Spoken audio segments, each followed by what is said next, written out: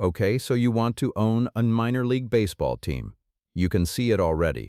A warm Friday night in June, the smell of cut grass and grill smoke drifting up from the concourse, your name on a brass plate outside the owner's suite, a kid in the third row holding up the foul ball he just caught like it's a trophy. Fireworks after the ninth. Your team. Now picture the same ballpark on a Tuesday in April. It is 46 degrees. The drizzle started in the fourth inning. The announced crowd is 611 people, and the tarp crew you pay by the hour is dragging plastic across the infield while your beer vendors stand around with nothing to sell. Here is the paradox that should stop you. Fans bought more than 30 million minor league tickets last season, and yet the average ticket costs about as much as a sandwich, while the teams themselves now sell for as much as $100 million. So the question this entire story has to answer is simple. Why does some of the smartest money in America keep paying record prices for teams that sell $7 tickets? And the answer has almost nothing to do with baseball itself. Start with what you are actually shopping for, because a minor league team is not one business. It is three, stacked by altitude. Behind the first door is AAA, the penthouse, big stadiums in real cities, players one phone call away from the majors, and price tags to match. According to Front Office Sports, recent AAA sales in Charlotte and Sacramento approached or surpassed $100 million. Behind the second door is AA, the solid middle, mid-sized markets, mid-sized ballparks, a team that trades for somewhere between a quarter and half of the penthouse price. Behind the third door sits Single A and High A, the entry level, where clubs have historically changed hands for somewhere between $10 and $30 million. Below all three doors there is a basement you cannot buy into at all. The complex leagues, rookie-level teams that play at spring training facilities with no real gate revenue. And outside the building entirely sits independent ball, professional leagues with no connection to Major League Baseball, which sounds like freedom and functions like exile. One more thing about that building. There used to be 160 doors. In 2020, Major League Baseball executed what the industry politely calls contraction, the elimination of 40 affiliated teams in a single stroke, and capped the survivors at exactly 120. Every surviving club operates under a professional development license, a PDL, the roughly 10-year permission slip that lets your stadium host affiliated baseball. Remember that piece of paper. This story keeps coming back to it, because that is where a huge amount of the real money hides. For now, walk through the middle door. You are buying a AA club. The price of admission comes in 3 installments. First, the franchise itself. There is no public sticker price, but the benchmarks are known. Front Office Sports reports that the Dayton Dragons, a Single A team, sold for roughly $40 million back in 2014, a minor league record at the time, and that was for a club one level below the major's $100 million tier. A respectable AA operation will cost you somewhere between $20 and $40 million, depending on the market, the stadium deal, and how badly the seller wants out. Why such a wide range for one level of baseball? Because you are not really pricing the team. The Dayton Dragons proved that. A Single A club, the lowest full-season rung, commanded a record price on the strength of a sellout streak that ran 24 consecutive seasons, the longest in North American professional sports. The market was paying for the machine around the team, not the standings. Second, the building. You will almost certainly not own it. Most minor league ballparks belong to the city, which means your real purchase is a lease, and the lease comes with obligations that behave like a second mortgage. Sounds simple. It is not simple. If your market needs a new ballpark, the current benchmarks are sobering. Baseball America cites $86 million for the new AA stadium in Chattanooga and $80 million for the Tennessee Smokies Park in Knoxville. Who actually writes those checks is a question saved for later, because it is the single most important trick in the entire industry. Third, the payroll you do have to carry, not the players, and that distinction will matter more than anything else here, but everyone around them. A front office of somewhere between 20 and 40 full-time employees. Ticket sales, sponsorship sales, groundskeepers, and on game nights an army of somewhere between 300 and 500 seasonal workers flipping burgers, scanning tickets and pulling that tarp. Add working capital for the months when nothing is happening, because a baseball calendar gives you roughly 70 home dates and leaves you paying rent on the other 295 days. That is the visible bill. The invisible one is worse. Here's the trap. When Major League Baseball handed out those 120 licenses, it attached a checklist, and the checklist eats money.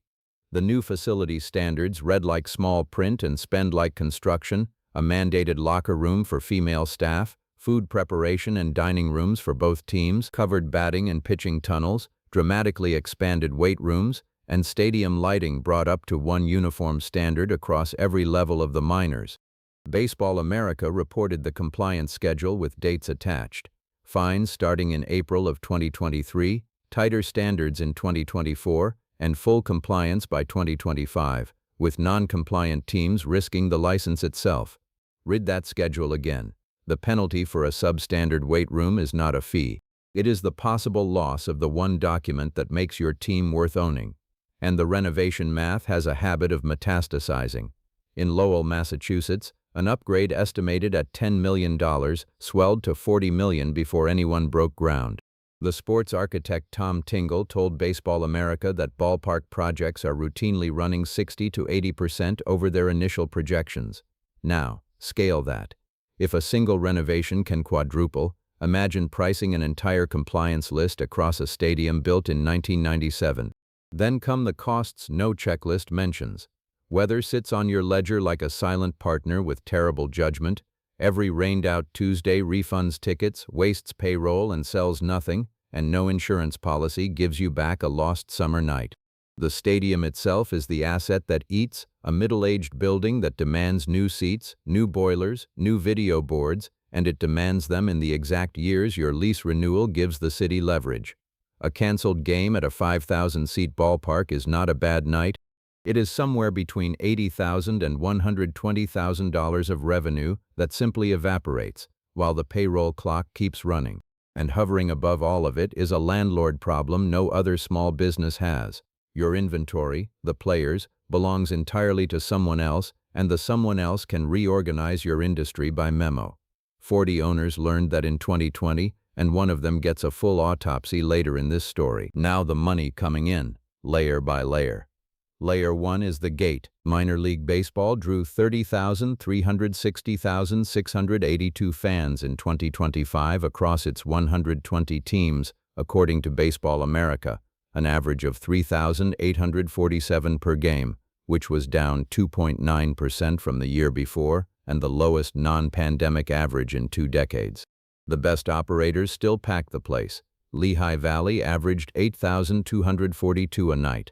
Indianapolis 7,817, and Dayton 7,785, the tail end of a sellout streak that ran 24 consecutive seasons. Hold those two numbers side by side for a second, an industry that moves 30 million tickets a year and an average crowd that would not fill a tenth of a big league stadium. But tickets are cheap by design. The average minor league ticket cost about $7 a decade ago, against $27 for the majors. And even today, a family of 4 gets in for less than the cost of one big league seat. That cheapness is not charity, it is bait. Layer 2 is where the bait pays off.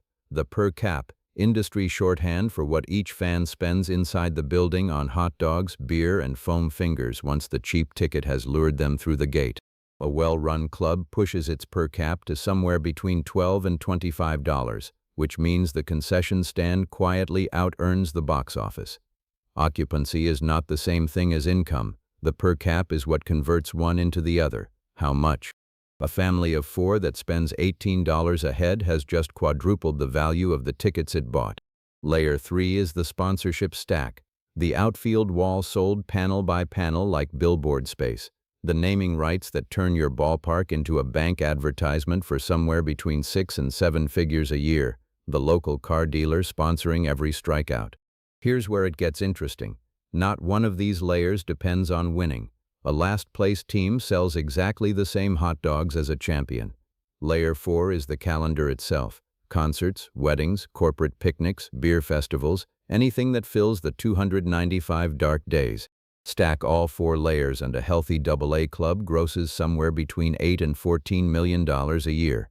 So far, that sounds like a modest machine running on thin margins, and it is, which makes the behavior of the smartest money in American finance look completely irrational.